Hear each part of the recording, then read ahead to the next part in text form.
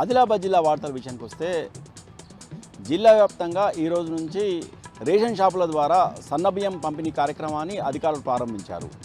జిల్లా కేంద్రంలోని శాంతినగర్లోని 32వ రేషన్ షాపులో జిల్లా కలెక్టర్ రాజశిష అలాగే అదనపు కలెక్టర్ శ్యామలాదేవి అధికారులు ఈ రేషన్ బియ్యం పంపిణీ కార్యక్రమం ప్రారంభించారు.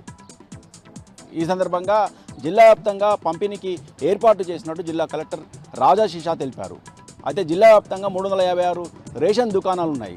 అన్ని రేషన్ దుకాణాల్లో సన్నబియ్యం పంపిణీ చేసేందుకు అధికారులు ఏర్పాటు చేసినట్టు చెప్పినప్పటికీ కూడా అయితే సన్నబియ్యం కోటా మాత్రం కొద్దిగానే రావడంతో వినియోగదారులు ఆందోళన వ్యక్తం చేస్తున్నారు. జిల్లా వ్యాప్తంగా 356 రేషన్ షాపుల ద్వారా సన్నబియ్యం పంపిణీ చేసి అందరికీ అందేలా చర్యలు చేపట్టాలని వినియోగదారులు కోరుతున్నారు.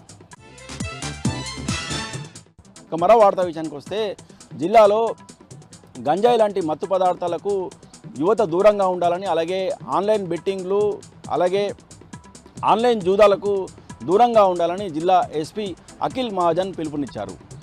ఉట్నూరులోని కేవీ కాంప్లెక్స్లో 9 ఆదివాసీ సంఘాల పెద్దలతో ఈరోజు ఆత్మీయ సమ్మేళనం నిర్వహించారు. జిల్లా వ్యాప్తంగా ఆదివాసీల సంక్షేమము అభివృద్ధికి జిల్లా పోలీస్ శాఖ తమ వంతు సహకారం అందిస్తుందని పేర్కొన్నారు. ఈ సందర్భంగా ఆత్మీయ సమ్మేళనంలో జిల్లా ఎస్పీ అఖిల్ మహాజన్ మాట్లాడారు. జిల్లాలో గిరిజనులు మత్తు పదార్థాలకు దూరంగా ఉండాలని అలాగే గంజాయి లాంటి మాదక ద్రవ్యాల చెడు అలవాట్లకు దూరంగా ఉండాలని పిలుపునిచ్చారు. జిల్లాలో అటు ప్రభుత్వం చేపడుతున్న అభివృద్ధి సంక్షేమాలకు తోడు జిల్లా పోలీస్ శాఖ సైతం ఆదివాసీల అభివృద్ధికి తన వంతు శాయశక్తుల కృషి చేస్తుందని పేర్కొన్నారు. గిరిజనులకు ఉపాధి ఉద్యోగ అవకాశాలు కల్పించేందుకు పోలీస్ శాఖ ప్రత్యేక చర్యలు చేపట్టినట్టు పేర్కొన్నారు. అలాగే చట్టాలపై అవగాహన కల్పించేందుకు మీకోసం పోలీసులు అనే కార్యక్రమం ద్వారా ప్రత్యేకంగా ప్రతి గ్రామంలో కూడా చట్టాలపై అవగాహన కల్పిస్తున్నట్టు పేర్కొన్నారు. ఇక మరో వార్తా విషయానికి వస్తే 100 ఏళ్ల కాలం నాటి నాణేలు చరిత్రకు సజీవ సాక్ష్యంగా నిలుస్తున్నాయి.